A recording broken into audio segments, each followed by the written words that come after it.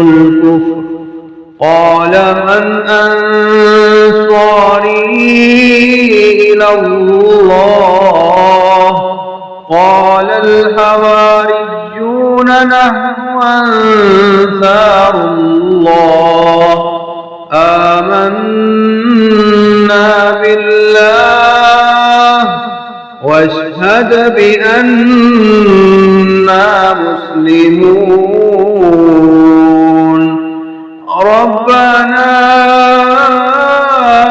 آمنا بما أنزلت واتبعنا الرسول فاكتبنا مع الشاهدين ومكروا ومكر الله والله خير الماكرين إذ قال الله يا عيسى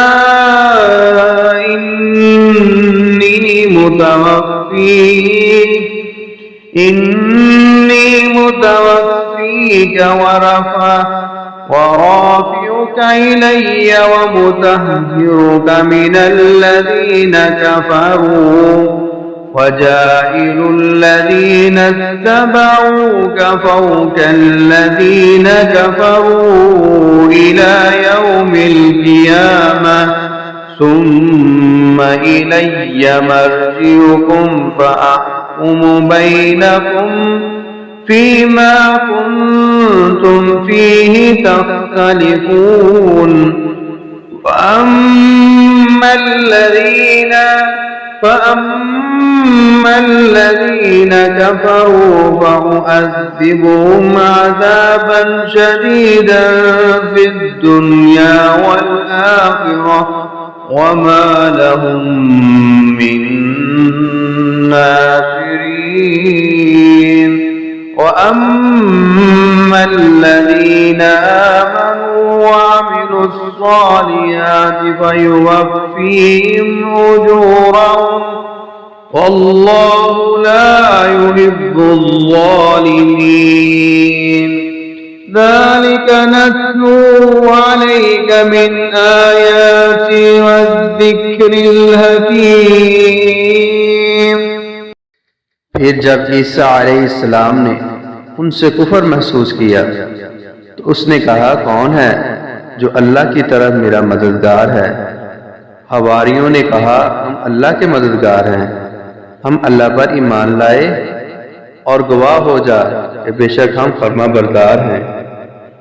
ऐ हमारे रब, हम उस पर ईमान लाए जो तूने नाज़िल फरमाया और हम रसूल के पैरोकार बन गए, सो तू हमें शहादत देने वालों के साथ लिख ले।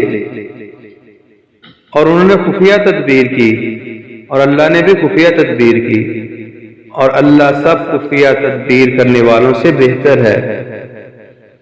जब अल्लाह ने फरमाया, ऐ ईसा, बेशक मैं तुझे कब्ज़ करने वाला हूँ और तुझे अपनी तरफ उठाने वाला हूँ और तुझे उन लोगों से पाक करने वाला हूँ जिन्होंने कुफर किया और उन लोगों को जिन्होंने तेरी पैरवी की, क़यामत के दिन तक उन लोगों के ऊपर करने वाला हूँ जिन्होंने कुफर किया।